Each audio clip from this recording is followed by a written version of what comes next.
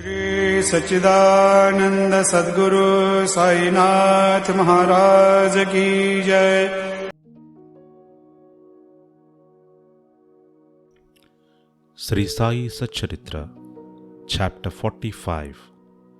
Kaka Sahib Dikshit's Doubt and Anand Rao's Vision, Wooden Plank, Baba's Bedstead and not Bhagat's. Preliminary. We have described in the last 3 chapters Baba's passing away. His physical or finite form has no doubt disappeared from our view, but the infinite or spiritual form, Spirit of Baba, ever lives. The Leelas which occurred during his lifetime have been dwelt upon at great length up till now. Ever since his passing away, more Leelas have taken place and are even now happening. This clearly shows that Baba is ever living and helping his devotees as before. The people who got the contact of Baba when he was living were indeed very fortunate, but if any of them did not get a dispassion for the things and enjoyments of the world, and had not their minds turned to the Lord, it was their sheer ill luck.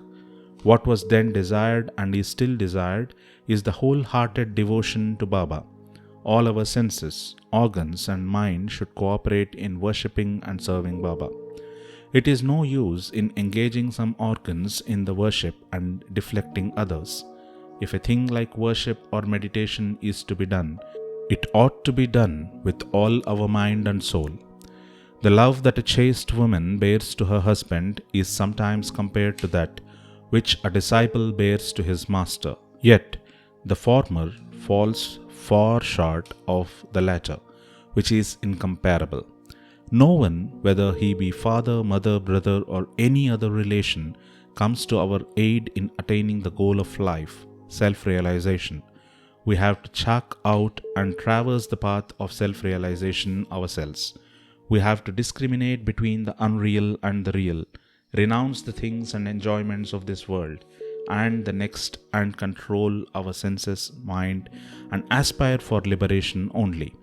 Instead of depending upon others, we should have full faith in ourselves.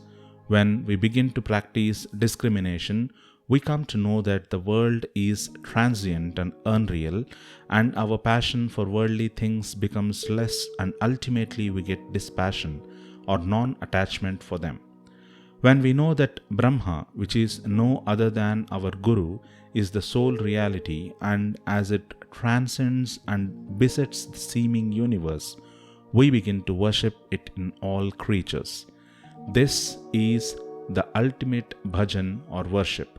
When we thus worship Brahma or Guru wholeheartedly, we become one with him and attain self-realization. In short, always chanting the name of the Guru and meditating on him enables us to see him in all beings and confers eternal bliss on us. This following story will illustrate this. Kaka Sahib's Doubt and Anand Rao's Vision. It is well known that Sai Baba had enjoined Kaka Sahib Dikshit to read daily 2 works of Sri Eknath Bhagavat and Bhavartha Ramayan. Kaka Sahib read these daily while Baba was living, and he followed the practice even after Baba's passing away. Once in Kaka Mahajani's house in Chowpatty, Mumbai, Kaka Sahib was reading Eknathi Bhagavat in the morning. Madhavrao Deshpande alias Shama and Kaka Mahajani were then present and listened attentively to the portion read, which is the 2nd chapter, 11th skanda of the book. Therein, the 9 Nathas or Siddhis of the Rishabha family, which is Kavi, Hari, Antariksha, Prabuddha, Pippalayana, Avirihotra, Drumil, Chamas, and Karabhajan, expounded the principles of the Bhagavad Dharma to King Janak. The latter asked all the 9 Nathas most important questions, and each of them answered them satisfactorily. The first, that is, Kavi, explained what is Bhagavad Dharma.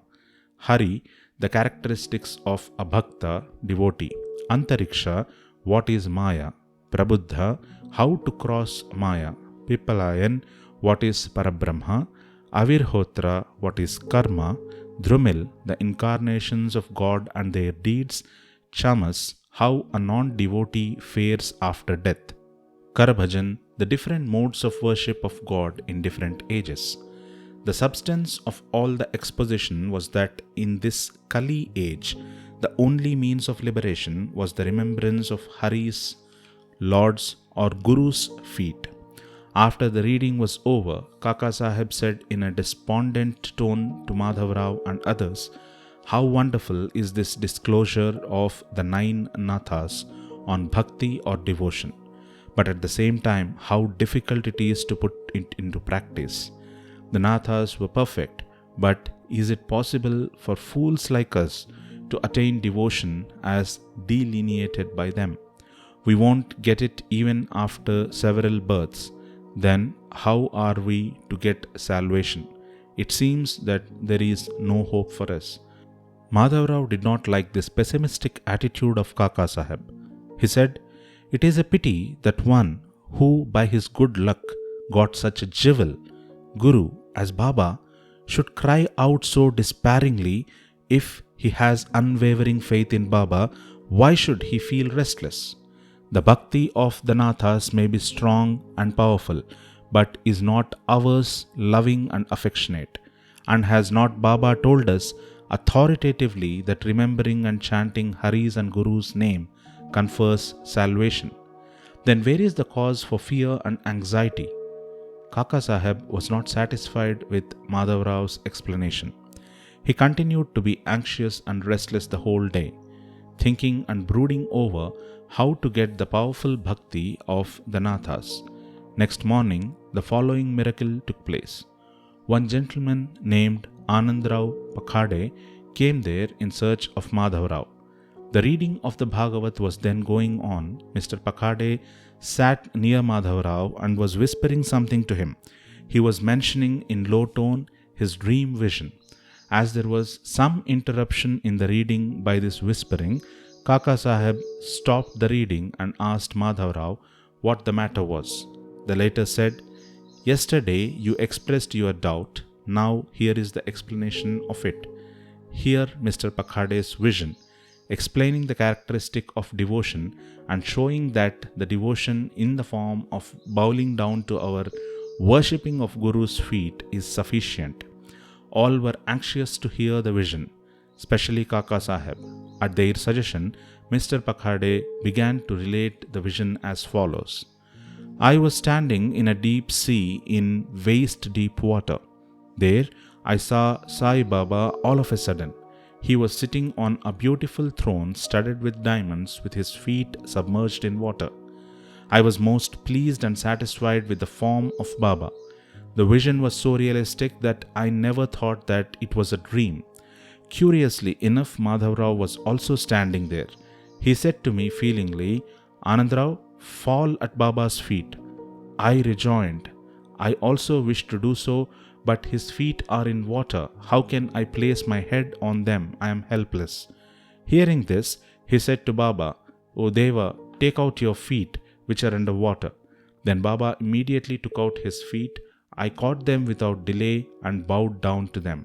On seeing this, Baba blessed me, saying, 'Go now, you will attain your welfare. There is no cause for fear and anxiety.' He also added, 'Give a silk-bordered dhotar to my Shama, you will benefit thereby.' In compliance with Baba's order, Mr. Pakhade had brought the dhotar and requested Kaka Sahib to hand it over to Madhav Rao. But the latter refused to accept it, saying that unless Baba gave a hint or suggestion for acceptance, he would not accept it.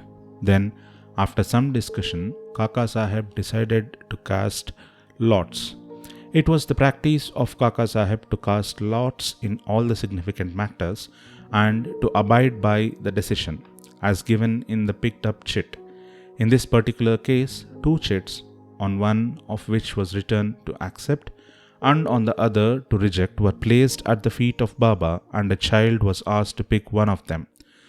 The accept chit was picked up and the dhotar was accepted by Madhav Rao. In this way, both Anand Rao and Madhav Rao were satisfied, and Kaka Saheb's difficulty was solved. This story exhorts us to give respect to the words of other saints, but at the same time asks us to have full faith in our mother, that is, the Guru, and abide by his instructions, for he knows our welfare better than any other person. Carve out on your heart the following words of Baba.